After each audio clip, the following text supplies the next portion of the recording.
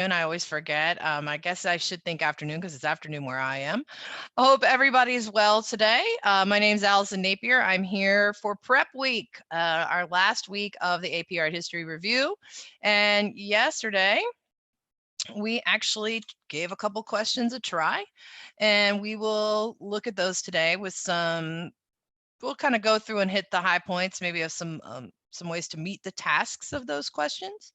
We'll talk about things you need to make sure that you do, that you're careful of, and just kind of some tips, maybe.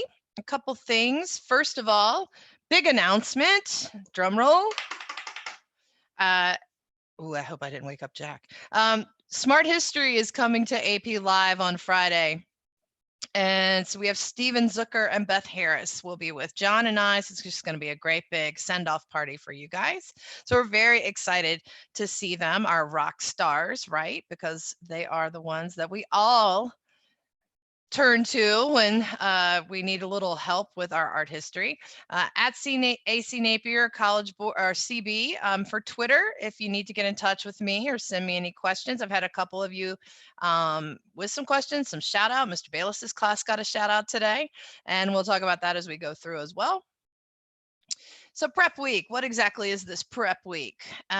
It's an opportunity to practice the online delivery of the question, how to work with the timers, what do you need to do to submit? So you're gonna, get used to writing and completely filling up. Hopefully you wrote the whole time yesterday. That's one of the things I wanted to talk to you about today too.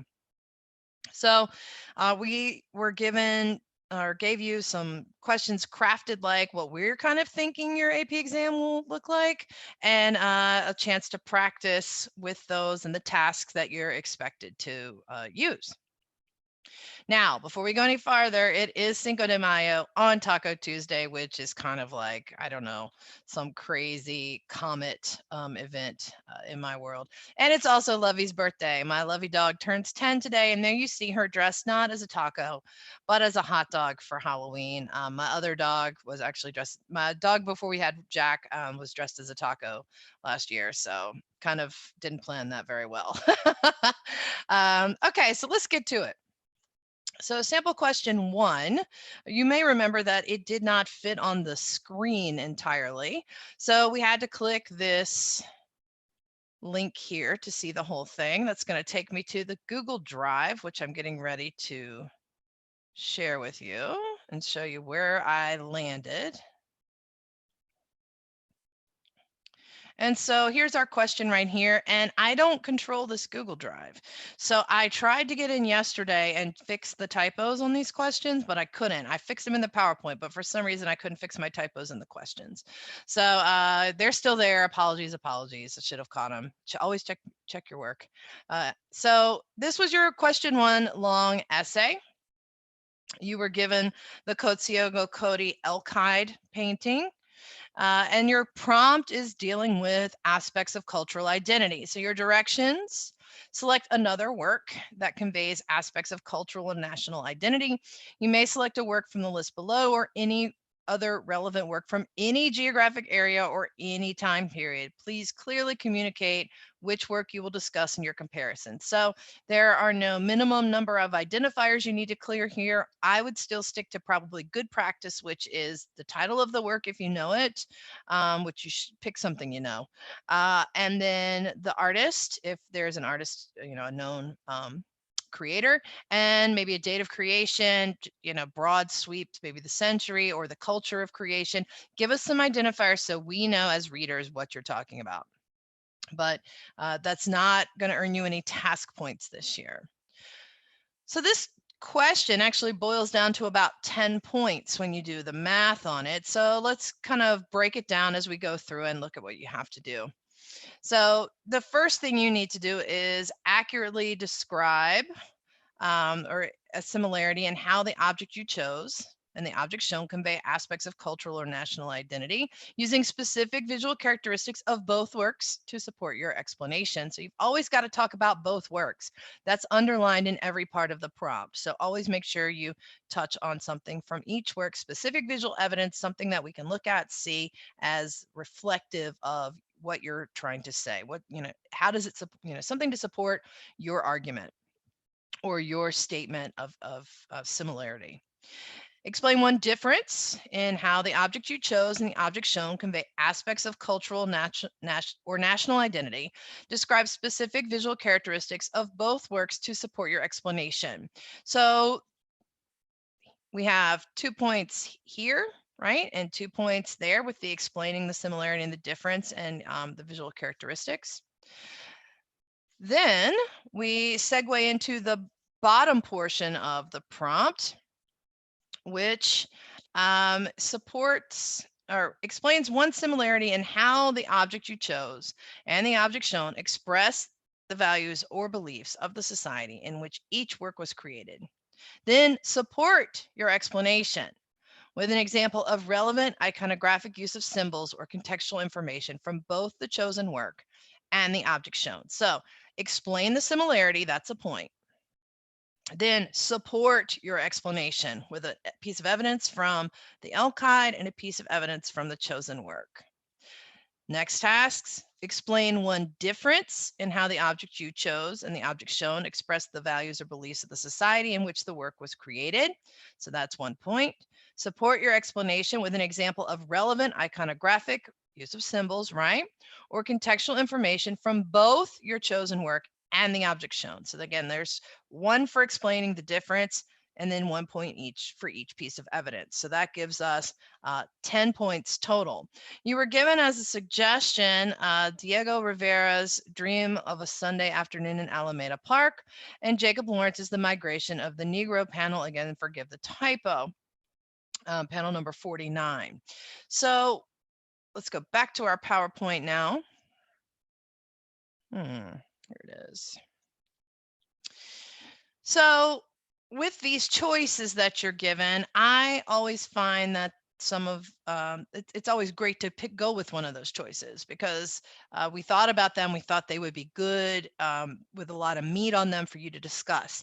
So a lot of times when you're given a choice, sometimes the best idea is to take it. Now, if you have something that you're absolutely in love with, that you feel will really make a good choice for the other work in this essay, then yes, but you do want to make sure that you can craft a response with it. Make sure that it meets the needs of what you're being asked to do.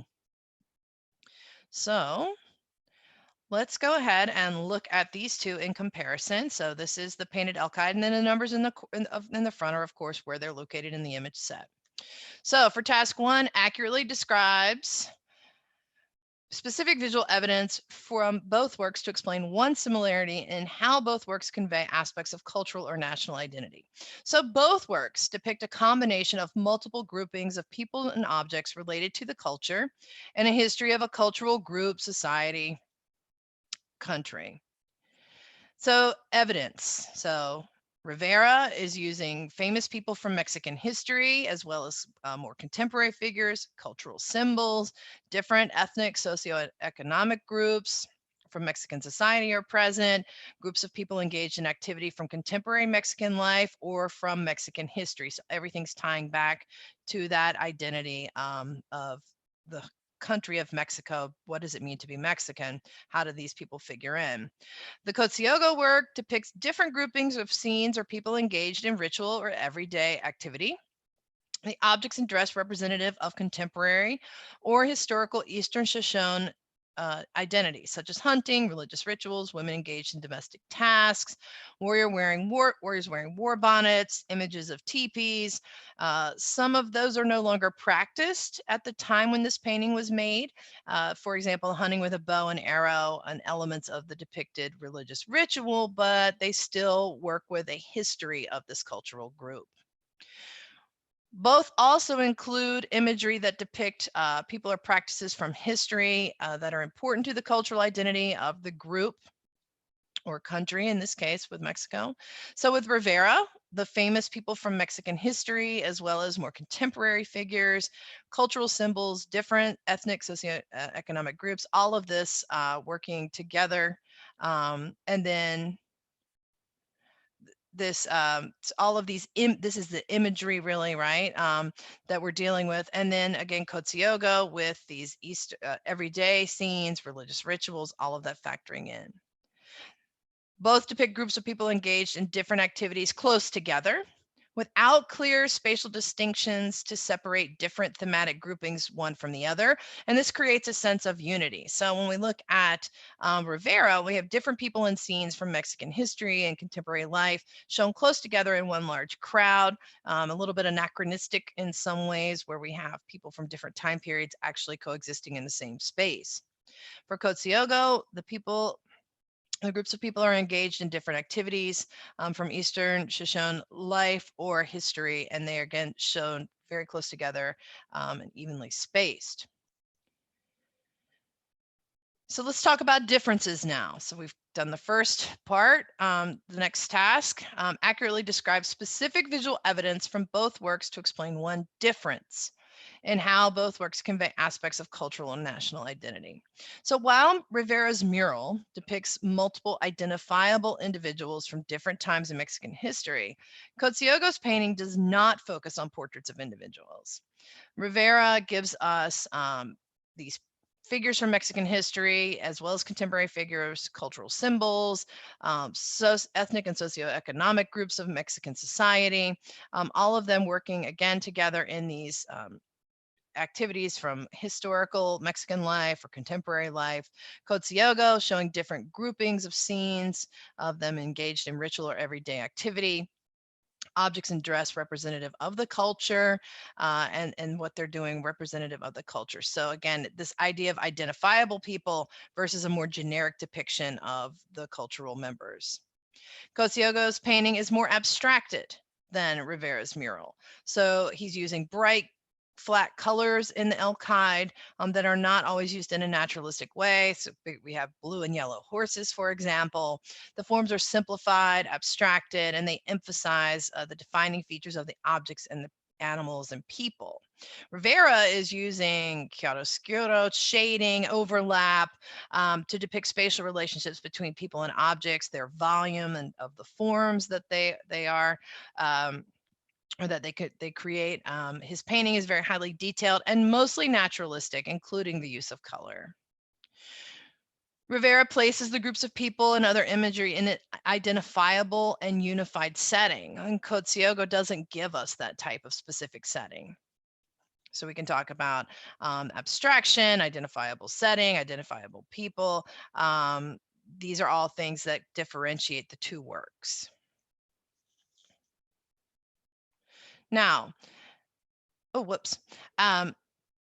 We deal with the next part where we have to explain a similarity in both the values, in how both the values of the society in each work was created. And then we have to give the evidence of that. So both depict elements of identity of a cultural group, society, nation, right, which has been affected or complicated by the results of colonialism. Both emphasize a unique cultural identity of a society with indigenous American roots. So those are both, they're similar in this way. Now, how do we back that up? So we can talk about with the elk hide, how do we support this with, we can either use relevant iconographic, which is again the use of symbols, or contextual information. So we can talk about with the elk hide that the original homelands in the Rocky Mountains, the adoption of the Plains Indian horse culture is referenced in the work, geographic displacement in the to a small territory in Wyoming by the US government. They're forced to live on a reservation away from their ancestral homelands. Their traditional cultural practices are prohibited or suppressed. These expressions of identity that they've had for a long time in their history no longer legally allowed, but they still desire to preserve those practices. This creation of a traditional painted elk hide specifically for collectors. So we think that this was something he did to sell to tourists or people collecting the works. This is again would speak to the context of a lot of these indigenous cultures created works to sell to Anglo tourists to make sure they can have some money coming into the reservation and help themselves survive. Also keep their culture alive, even though it's a commodity culture. Religious ritual here depicted in the work combines elements of different historical and existing rituals, possibly to avoid depicting the prohibited practices. You remember the United States government outlawed some of these rituals and dances that they practiced. When we shift down to see how we support the values, or how Rivera's work reveals the values of the society that created the work. We see the various stages of Mexican history painted here in the mural. Pre-colonial societies such as the Mayan and Aztec empires, significant changes brought about by the Spanish during colonization include changes to social and political elites, the conversion to Christianity, suppression of traditional religious beliefs. We have the Calavera Catrina right here in the front is kind of this embodiment of the elite from a certain time period, the gaining of independence as a country for Mexico, the resurgence of cultural pride, that sense of independent cultural identity, all also present here. Now, moving to the final portion, we explain one difference in how both objects express the values of the society in which each work was created. So when we look at these two in comparison, how are they different in how they present their values? So Rivera's painting expresses cultural identity and the history of an independent nation. Kotsiogo's painting is expressing elements of cultural identity of a society that had much independence taken from them at a time when this work was created. So they were pretty much stripped of their own lands and put in the reservation system. So actually different context for these works, the different types of groups. Kotsiogo's choice of subject matter might have been targeted topics that appealed to American collectors who were not part of that Eastern Shoshone, while Rivera's choice of subject matter was targeted towards a broad Mexican audience. So that's explaining the difference. Now we've got to back it up with some evidence. So when we look at these, for evidence from the Al-Qaeda, it's created in that context of the move of this cultural group to the reservation in Wyoming, the suppression of their cultural forms by the US government, the shift in producing art for their own use to producing art for art markets and for collectors. So that's a different way they show the values. Rivera uses the historical context of the mural after the Mexican Revolution and in the independent post-colonial nation. He's showing you this continuum of history with Mexico emerging as an independent nation in its own right. He's also interested in creating a national Mexican style or art that reaffirms this identity. And what does it mean to be Mexican, right? Like you're not indigenous, you're not Spanish, but you're some sort of product of those that cultural collision. So that would have gotten you 10 points. Now we'll look at the Lawrence work and kind of run back through again. I won't necessarily run back through all of the Kotsiogo Cody stuff in as much detail. I'll focus a little bit more on the Lawrence side of things this time, but here we go. Now, the first thing I'll say is, and I would encourage you to, with this kind of question, what's the cultural identity that you're working with? Here, we were talking about a national Mexican identity versus a cultural, indigenous cultural group in the United States. So we have a nation versus a kind of a smaller group within a larger nation. This is very similar to what we see here with the Lawrence, right? So we have this small cultural group of the Shoshone, Eastern Shoshone. Then we also have the African American cultural experience that Lawrence is working with in the 1940s. So let's go through it again. This time comparing, of course, to the Jacob Lawrence. So describing specific visual evidence from both works to explain a similarity in how they convey aspects of cultural or national identity. So Kotsiogo, again, showing the different groupings with the scenes of people engaged in ritual or everyday activity. So is Lawrence.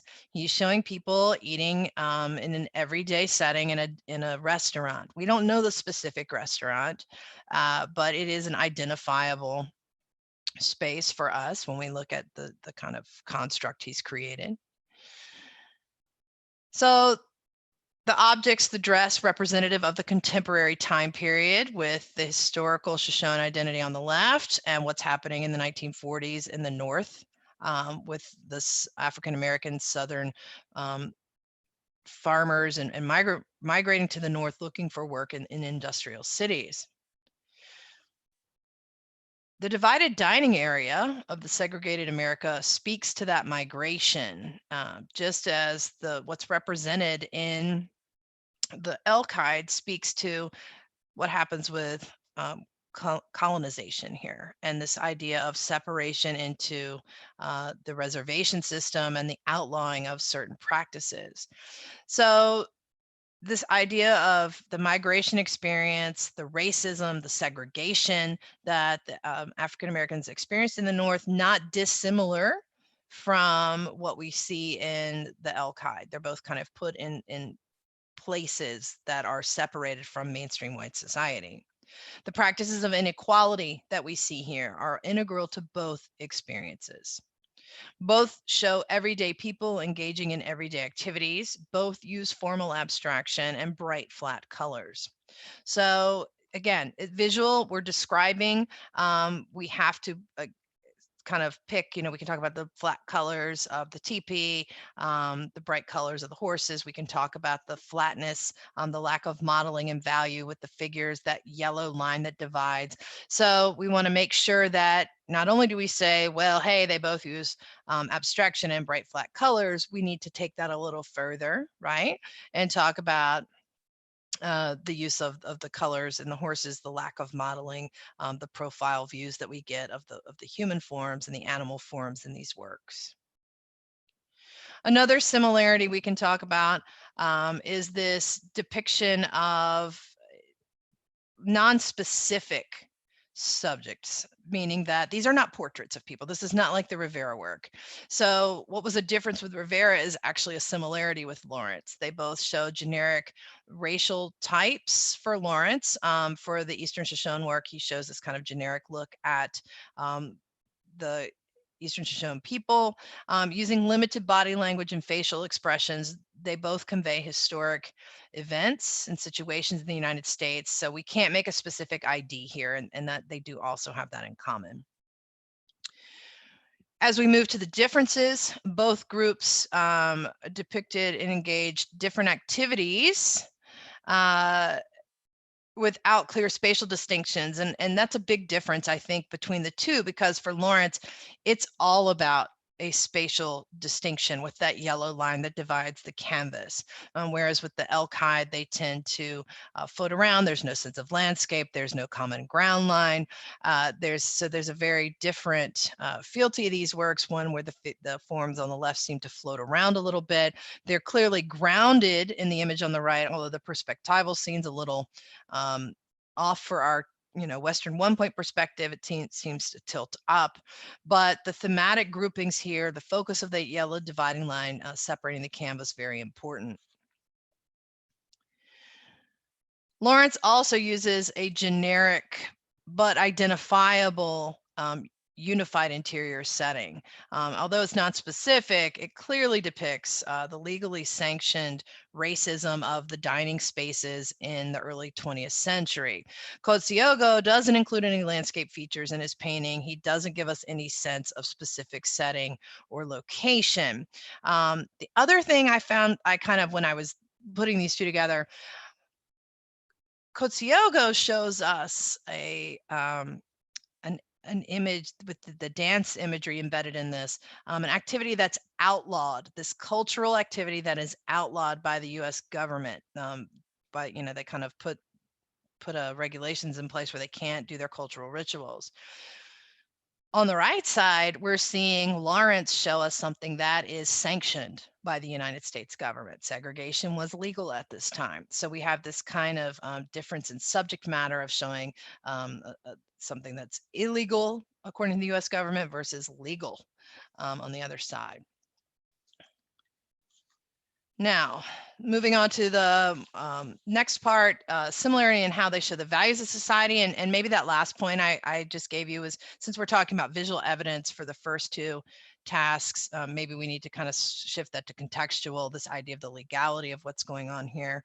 But both of these, if we want to talk about how they're similar, the values, both of them are showing the identity of a cultural group that's been affected by racism and governmental legislation to separate them.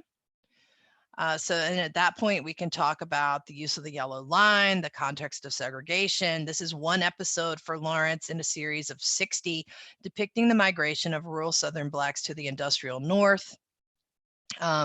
We also get that sense of, again, this removal from their lands in the Kotsiogo work, the forced to live on the reservation, rituals shown here that were cultural practices that had been prohibited.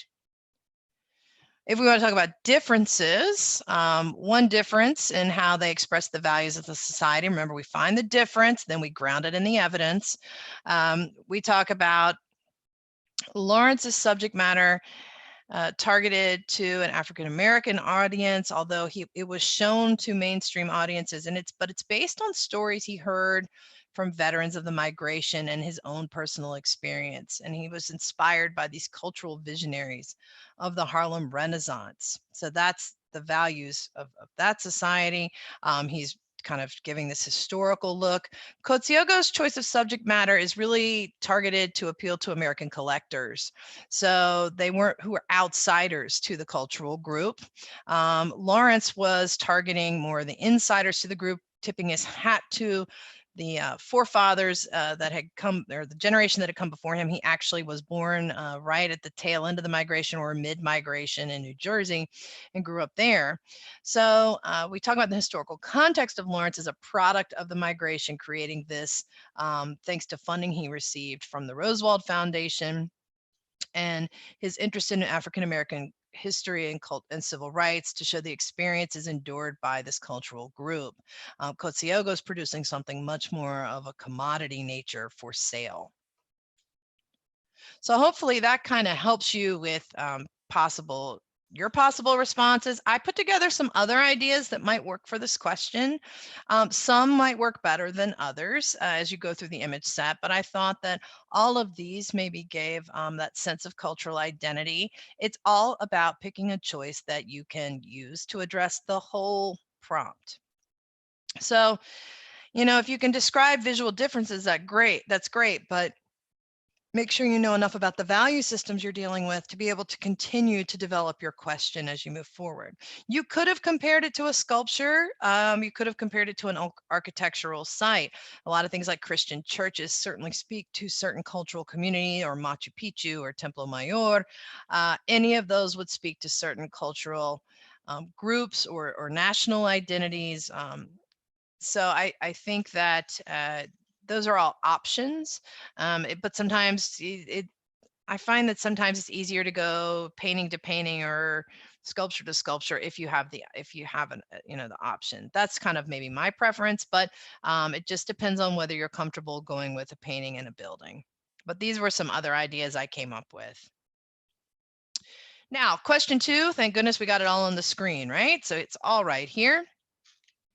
This is Vermeer's Woman Holding a Balance. This question was worth 6 points, and you see all of your tasks laid out pretty neatly here for you. 2 specific examples of visual evidence to explain how the work demonstrates continuity with established artistic traditions. 2 specific examples of visual evidence to explain how the work demonstrates change from earlier artistic traditions. And then 2 examples of specific contextual evidence to explain why the work deviates from the established artistic traditions. So, the first thing you need to kind of think about is, what is your artistic tradition? So we're certainly dealing with a Western work, a genre painting that has small details. It's very highly finished painting style.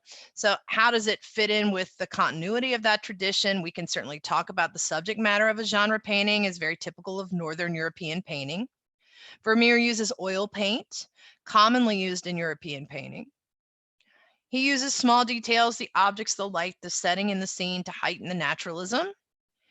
It's a highly finished painting style typical of European painting in this period. And the attention to the rendering of different textures and lighting effects is characteristic of this tradition as well. So any two of those would have hit, you would have scored a task point for each of those, or earned it, I guess. B, two specific examples of visual evidence to explain how the work demonstrates change from these traditions. So this one's a little tougher sometimes, I think. With this work, I had to really think about it for a few minutes. It's small in scale, suggesting it was for an intimate viewing experience. The painting emphasizes secular subject matter. Yeah, there's that scene of the Last Judgment in the background, but it's the focus here. The emphasis is on that woman with the balance in the foreground. It shows a middle class subject, not a wealthy aristocrat, not a prince, not a pope, not a ruler. So that's a big change because a lot of, people really couldn't afford paintings prior to this time, but we now have this growing merchant class.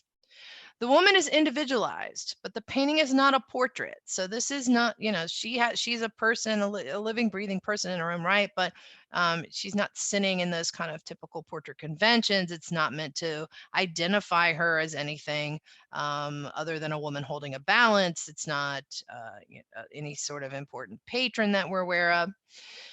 The artist shows the lighting effects and surface details in a highly naturalistic way as it comes through that window. Many of you who have studied Vermeer know that he used this studio a lot, and we can see the checkerboard floor peeking through there. But this warm light that comes in and envelops the subject as well as reflects off the objects on the table, all in a very naturalistic way. Not that bright spotlight effect of dramatic lighting that we see with someone like Caravaggio, for example. Finally, two examples of specific contextual evidence. So this is, what's happening during this time period in which this work was produced that explain why the work deviates. So if there's been this change, if we've identified change in this work from the tradition, there had to be something driving that change. And that's what we have to talk about next.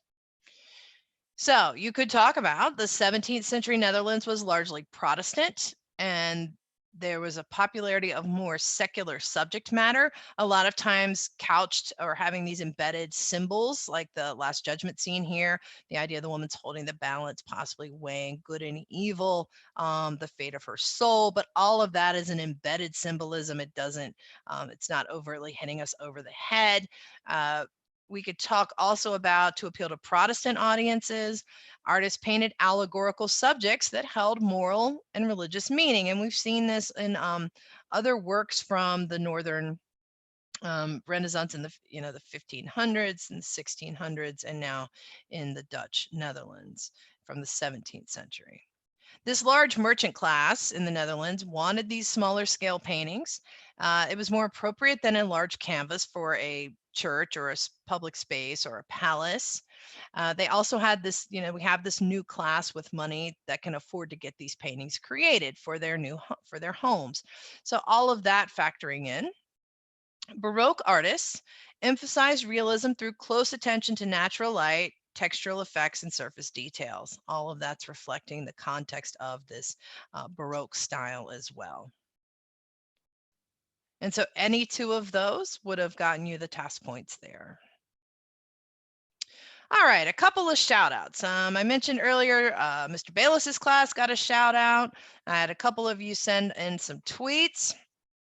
So Cheese Cup is back with a couple questions. So let's address these. The first, let's start with the top one. I heard that lockdown software will be used during the AP test, will access the camera or whatever device. I'm not sure exactly what type of lockdown software they're using. I know they've got some great security things in place, but I can tell you to visit the AP exam rules page, which I've got a bunch of links at the end, and that should hopefully clarify any questions you have about software and browsers. Then Cheese Cup says, I'm confused if I should always do an outline before doing the actual essay portion, or if I should go straight into the essay and word vomit as much as possible. So I love that, word vomit. So I would say a full-blown outline and the time that you have allotted, maybe not possible, but I think you should certainly go through and with the works, kind of jot down what you want to talk about. It'll help you keep focused and organized. I think that, with the last question we looked at, if you say, okay, here's my 2 visual evidence points, I'm going to talk about it's a genre painting and oil paint, and then 2 specific examples to explain how it demonstrates change, small scale, middle class subject. Just jot some quick phrases down. I don't think you should go into a full blown outline, because remember, you've got a lot of things you got to do. You got to write the essay, and then you got to get it submitted. So you want to spend your time where you're going to score those points, which is the actual content of the essay. But it always helps to get a little bit organized first. Krista W, thank you. I hope your first year as an AP teacher has gone really well. You probably weren't expecting pandemic and home or distance learning, as I like to call it. But I'm super glad that these have been helpful for you. You did this right. Good job with the Twitter. And yes, John and I have actually, it might be the inner nerd, and I'll speak for myself. It's the inner nerd in me that loved doing every bit of this. And I'm so glad that you spent some time with us the last couple weeks with Smart History. Now, Jimena Stadhagen, I'm sure I just butchered your name. My apologies, Jimena, said, what's the difference between physical and cultural context? And also wants to give out a shout out to Ms. Lilia from St. Augustine Prep School. So shout out to you guys. Her question on physical and cultural context. Physical context is a physical siting location of it. A lot of times you're dealing with a building or a statue that might be in situ. Paintings move around a lot, but sometimes they do have a physical context. So you think about the School of Athens or Caravaggio's Calling of St. Matthew. Those are in actual contextual spaces that add meaning to them. So the physical place and setting of a work would be its physical context. Cultural context, which is what we've been working with our questions, is what are the cultural events surrounding these works, right? What's going on socially, historically, politically, religiously, that is affecting the artwork. If there were no changes to culture, if there were no changes to context, then we'd still be seeing cave paintings everywhere, right? But things change. And so those changes, whether it's new media or new value systems or new ways to look at the world or cultural contact, all of those things impact the bigger production of art. Now, important links. These are some of the ones I was talking about. So if you have questions about lockdown browsers or websites or browsers at all, I would encourage you to visit some of these links. The AP exam rules video will be very helpful. The AP exam demo site's something I would give it a whirl. I would certainly try the demo site, see what you can do as far as uploading and practice there. The walkthrough video, super helpful for you guys. Make sure you download this checklist and get that ready to go. And so that's it for today. I went short today, but I sure did go long yesterday. So I think I compensated for that. So that's all for today. If you have any questions, please reach out to me or to John on Twitter. And I will see you again on Friday. John will be your host for the next 2 days for his questions. And I guess that's it. Until then, stay healthy, art historians.